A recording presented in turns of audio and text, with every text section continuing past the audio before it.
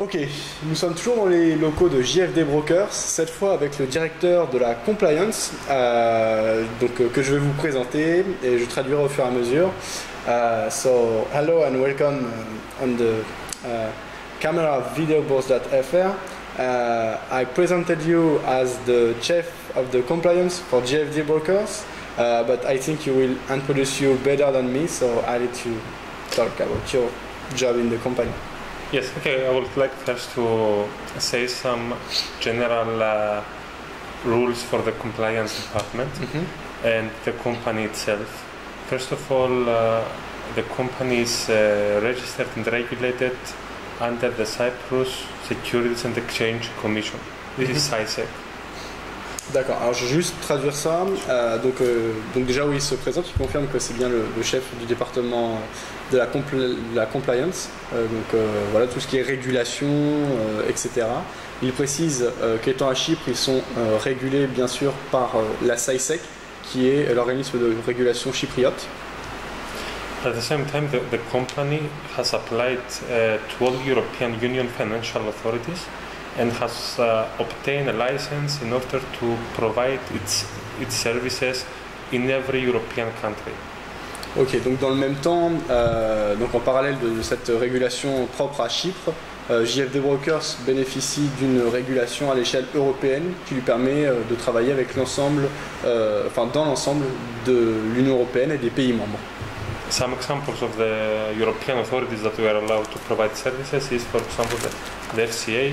Alors, voici quelques exemples des documents légaux, justement, attestant de la régulation de JFD au sein de différents pays.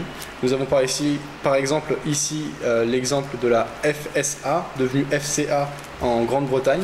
England, yes. Also the ACP, which is the authority of France.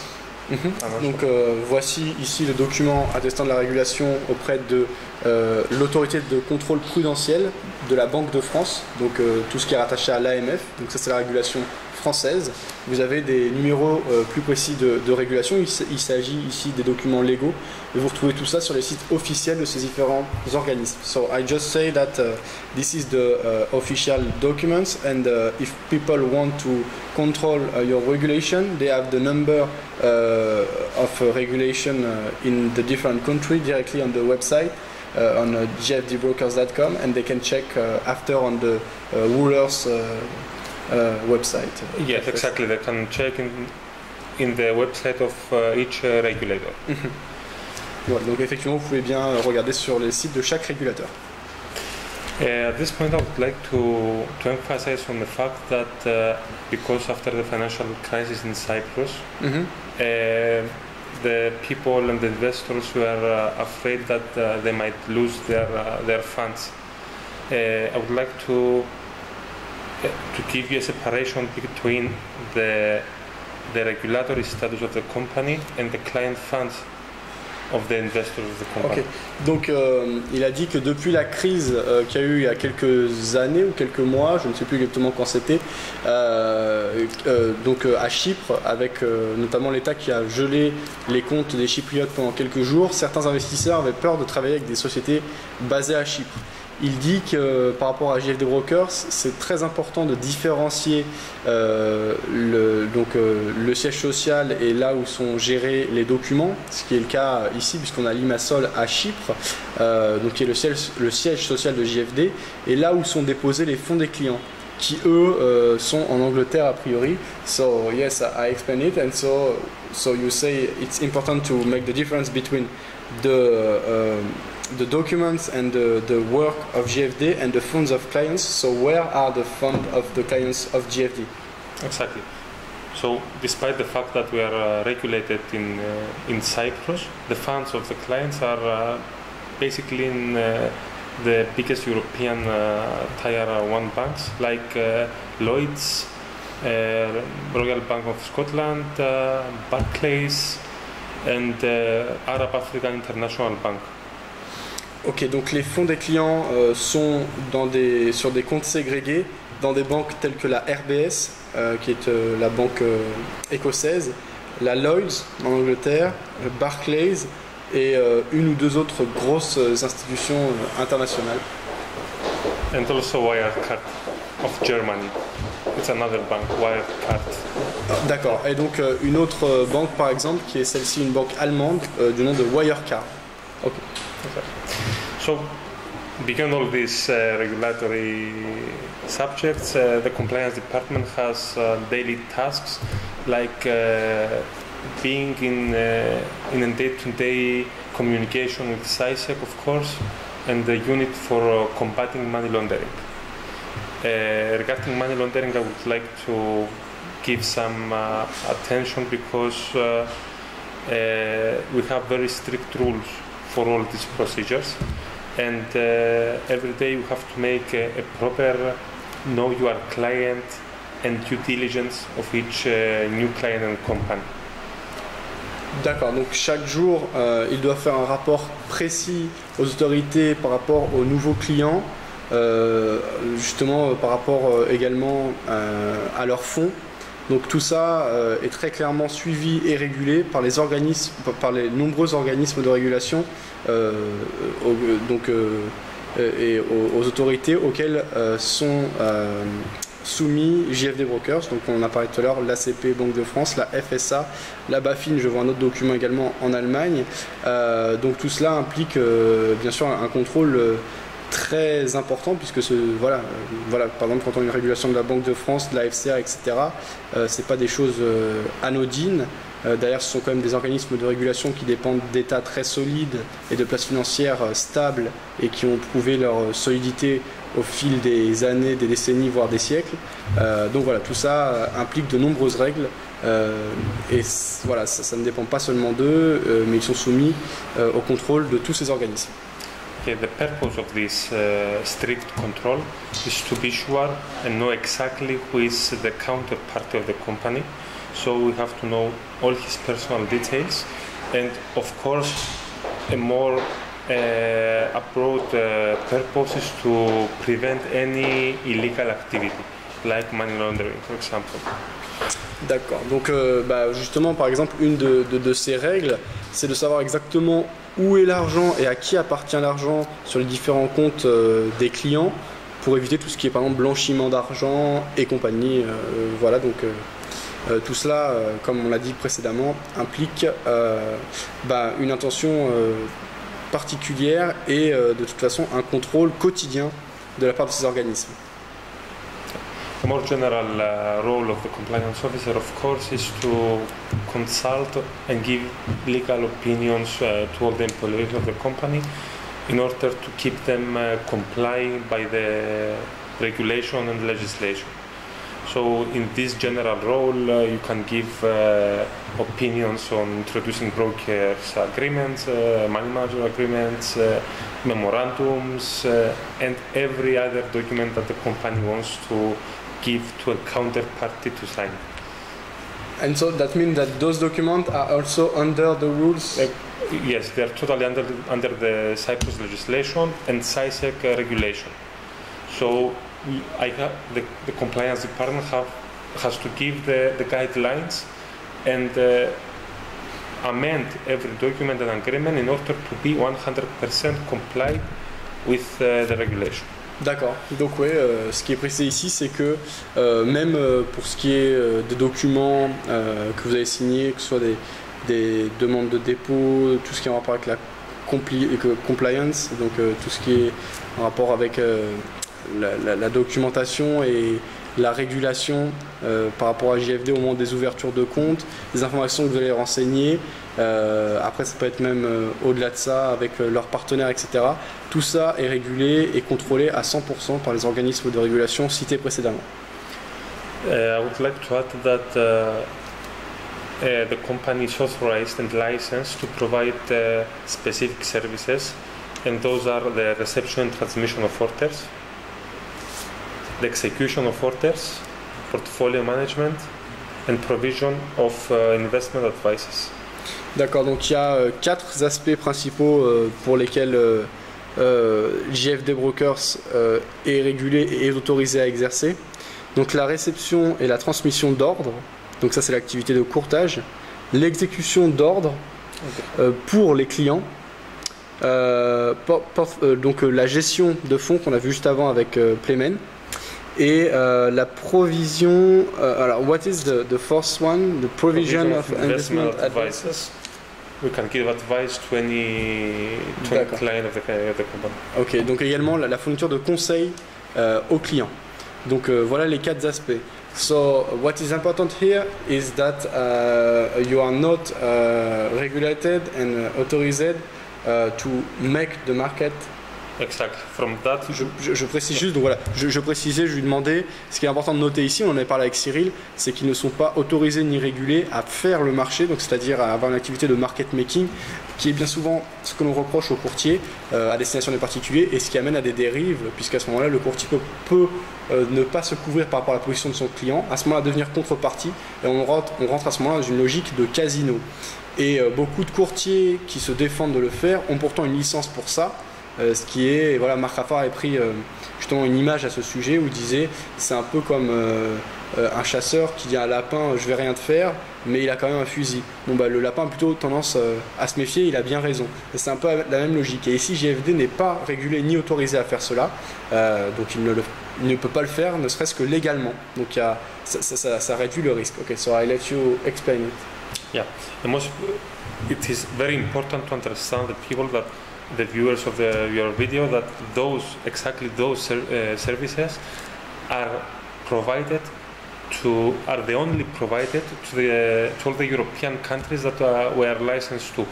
We're licensed to all 28 European countries, so we're fully compliant with that. But beside those, if we make one step to make the market in reality, automatically the regulator can come back to the company with a huge fine, and why not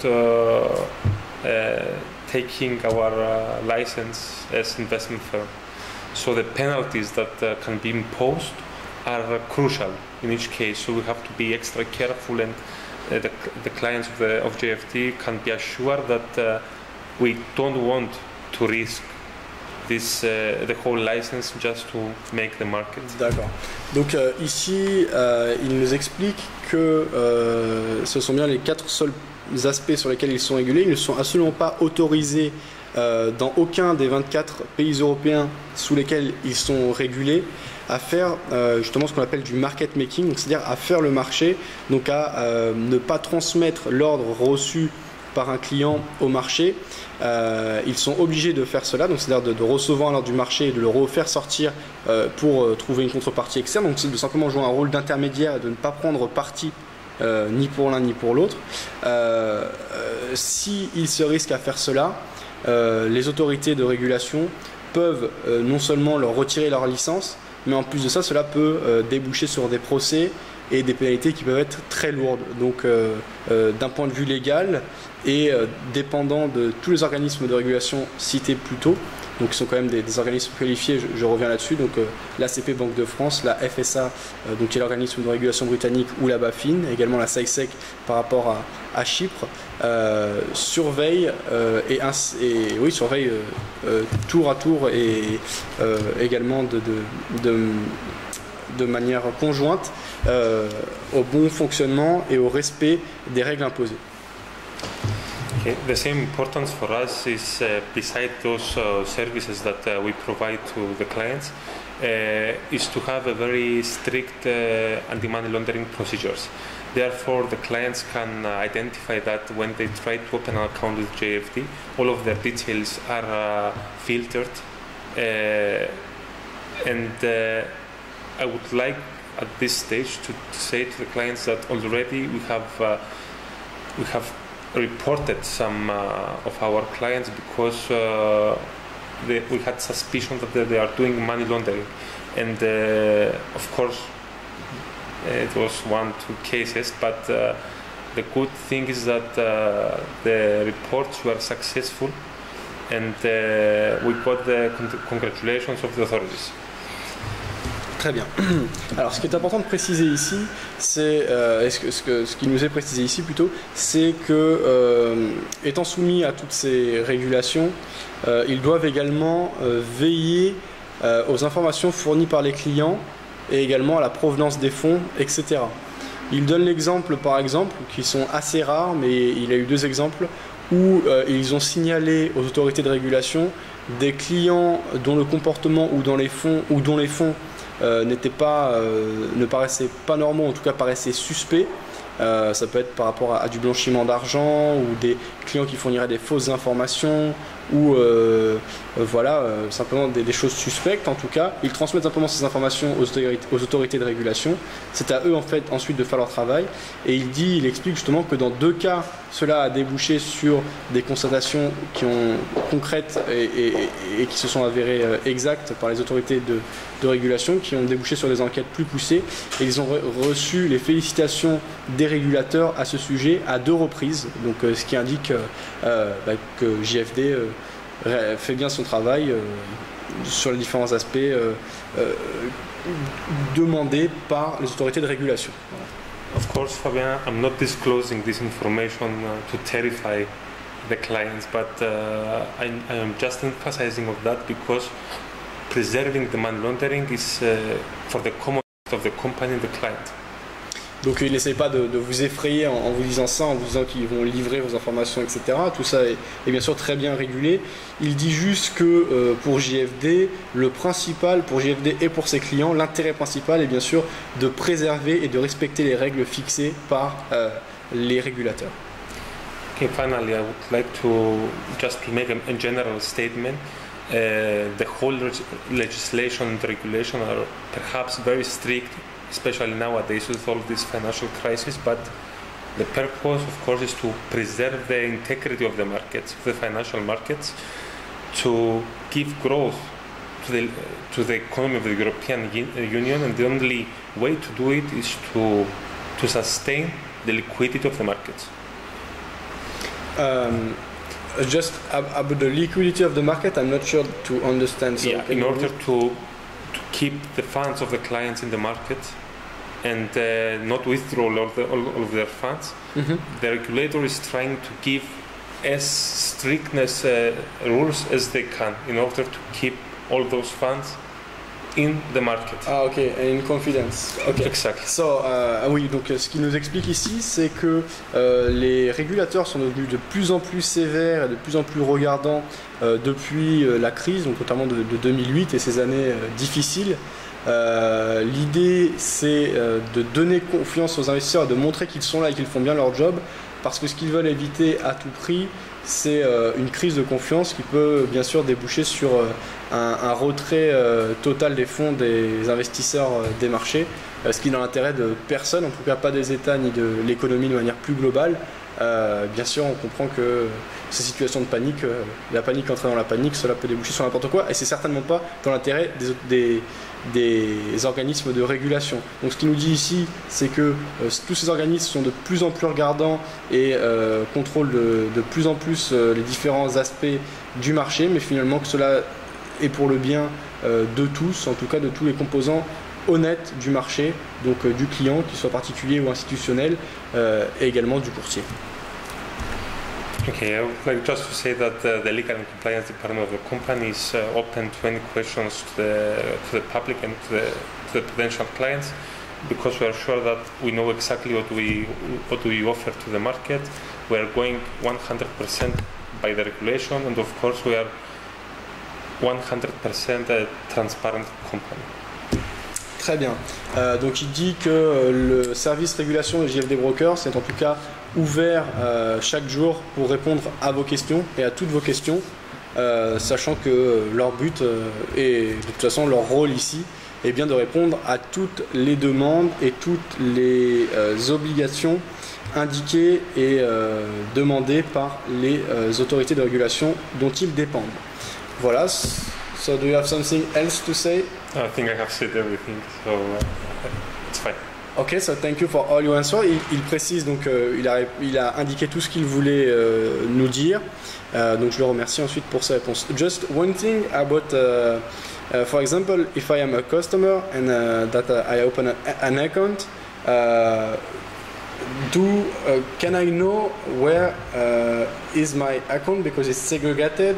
So can I know in which bank if I ask to you or to the regulation where is my fund? Yeah, exactly. This is the transparent model of MiFID regulation. For that, whenever a client requests to see exactly what is going on with his funds or his orders or anything relating with him, the company is obliged to give the specific details on the specific time to the client. The company is obliged to do this. It's not an option for us. Ok, donc il dit que conformément à ce qui est imposé par le MiFID, qui sont les normes de régulation européennes, en fait, ils n'ont pas le choix, ils sont obligés, si un client leur demande, de leur donner tous les détails sur les mouvements de leurs fonds, étant donné qu'il s'agit de comptes ségrégés sur lesquels sont déposés l'argent des clients et qu'ils se retrouvent dans des banques que l'on a citées tout à l'heure, donc en Angleterre. Il y avait la Lloyds ou le Barclays, on a parlé de la RBS, on a parlé en Allemagne de Wirecard. Is that in Germany, Wirecard? Yes. Yeah. So, oui, effectivement, si le client veut savoir exactement où sont ses fonds et quels ont été les mouvements, il peut avoir toutes ces informations et ça n'est pas un choix de leur part, bien qu'ils sont tout à fait conformes à cela, mais une obligation de l'organisme de régulation qui est le MiFID. Thank you for all your answers. Merci beaucoup. Merci.